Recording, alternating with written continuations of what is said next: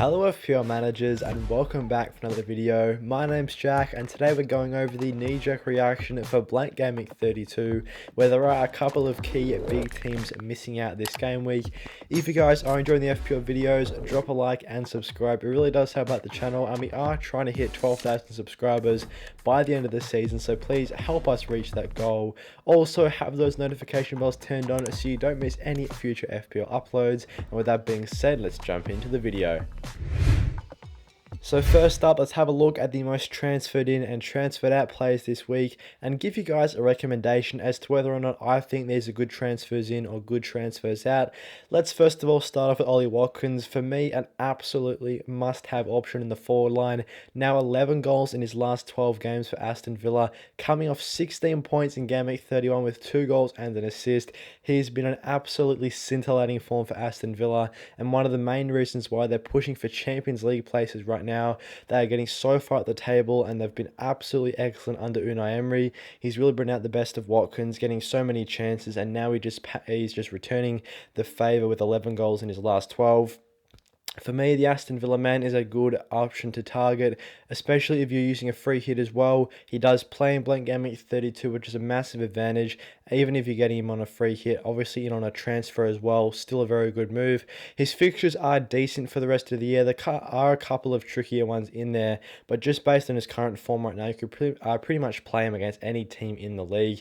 Even Man City away, I'd be still looking to play Ollie Watkins. He's been in such good form for Aston Villa. And of course, if you're looking for a good free hit forward option, Ollie Watkins also a very good pick this week. So whether you're wanting to make a regular transfer or activate the free hit chip, Watkins is going to be a good forward option in my opinion.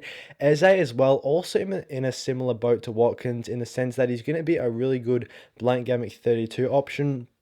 Obviously, Eze does play a blank game week 32 and has a pretty good fixture coming up in that game week. His fixtures for the rest of the season are okay, but especially on a free hit, he's going to be a nice option to have on the side. He's now picked up 3 returns in his last 3 matches, picking up some really good form for Crystal Palace, and Roy Hodgson has brought up the best of Eze as well, just like Emery's done for Watkins. So I think Eze a really good option to target for Crystal Palace there, in some really good form, a really good price as well of around £5.5 million. Very affordable, especially on a free hit team. And Tyrone Mings as well, a very popular defensive asset over recent game weeks, especially since Aston Villa's defensive form has been so strong, especially in the last 5 to 10 game weeks. They picked up a plethora of clean sheets, whether it's Mings or Martinez in goal for Aston Villa. Also Alex Moreno, he's combining extremely well with Ollie Watkins. Actually assisted Watkins quite a few times in recent game weeks. Did also assist him for Watkins' offside goal before he assisted him for Watkins'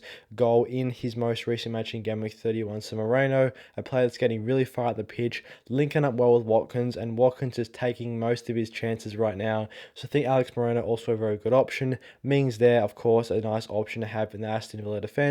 And Emi Martinez as well. If you're looking for a goalkeeper pick, Emi Martinez is probably one of the most in-form goalkeepers in the Premier League right now. I think he's going to be a good option. Also De Gea as well, I think another top goalkeeper pick at the minute.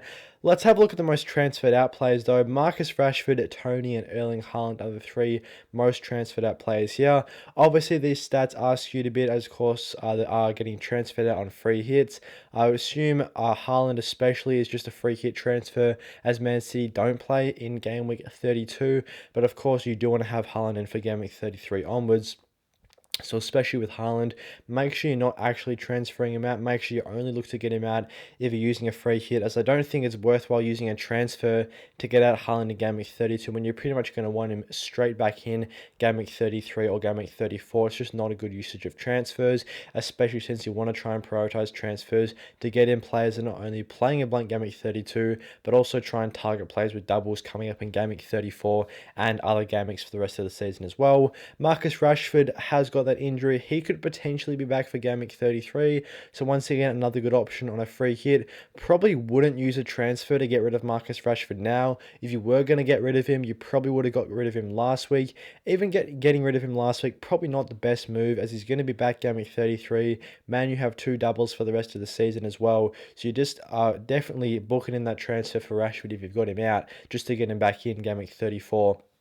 where he does have really good fixtures. So once again, I think you can just have him on the bench for blank game week 32. If you are using a transfer, obviously on a free hit, you can easily get him out, but I'd definitely be holding him if you're not using a free hit blank game week 32. And Tony as well, he's frustrated his owners, just the 2 points game week 31. I think the reason a lot of people are getting rid of Tony is to go up to Haaland or go up to Kane. Obviously Kane plays blank game week 32. Has been in pretty good form despite the poor result for Spurs against Bournemouth last week. Getting in Kane, Haaland and potentially Watkins, I think those are going to be a very popular front three combination right now. Tony's still a decent option in his own right. I think especially coming into blank game week 32, Tony could be a good option to hold, as he could be a good option to play blank game week 32. Then you can look to get him out for game week 33 and onwards after that, because Haaland obviously going to be a great replacement for Tony if you don't have him in game week 33. Kane as well. I'm not sure the transfer is going to be worth it. If you're just looking to make a free transfer, Tony to Kane for blank game week 32, I don't think that's going to be the best move, as Tony still could match Kane for points, and you kind of have to make up the extra 4 points for the value of the transfer. But maybe Kane in for Tony in future weeks, maybe game week 33, maybe game week 34 could be the way forward. So Tony potentially a good hold option depending on the situation. If you are on a free hit, then he's probably a good option to get out, just because there's better fixtures for forwards this week that you want to go after rather than Tony's fixture. So with these popular transfers in mind, let's have a look at our game week 32 transfer watch list. These 8 players here that I think have good point scoring potential for game week 32, but also for the rest of the season as well. So some decent long-term picks here. The first one here is Gabriel Martinelli. Obviously, he's been very consistent in providing returns for Arsenal, especially in his last 5 to 6 game weeks. He's been the main guy that's been producing the FPL points amongst their midfield options between him, Odegaard, Saka. Saka has seen a massive drop off in the last 5 to 6 weeks as well. Apart from that one big 18-point haul, hasn't really produced too much in any of his other games. Obviously, a bit unfortunate for Saka owners that he did miss the penalty in game week 31. Obviously, I'm extremely happy about that, just because I don't have Saka in my team. It would have been yet another Martinelli assist, and I don't have Martinelli in my team either. So if Saka had scored that pen, we would have been in a world of hurt in terms of our FPL rank that week. But to be fair, in my personal team, I've had quite a bit of ball luck with players missing penalties. Tony missed one for us last week. We've had Salah in our team for both of his missed penalties. So I think now it's just a bit of karma that Saka is missing a penalty. Finally, it's working in our favour. But I think Martinelli, going back to the main point, Martinelli, consistent returns in his most recent week. Southampton at home game week 32, probably the best fixture any team has for blank game week 32. So Martinelli, not only a good option on a free hit, but a good option on a transfer as well. Has excellent predictor points for not only this week, but the next 6 there, with 30.7 predicted across the next 6, which is only bettered by Trent Alexander-Arnold and Mo Salah on this transfer watch list. So Gabby Martinelli, a player in form with good fixtures at a good price. I think he's going to be a great FPL asset to own for the rest of the season. So one to get into your teams if you haven't already, or at least to keep an eye on. Mo Salah, of course, as well. He should have so many more FPL points than he does this season. He's missed the target for each of his last 2 penalties. Would have had an absolute haul last week had he converted his penalty chance.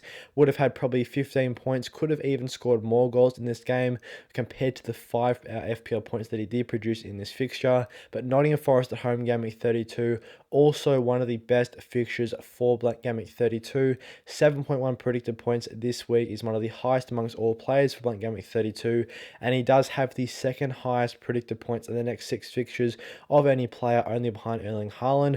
43.7 there, an absolutely monstrous number.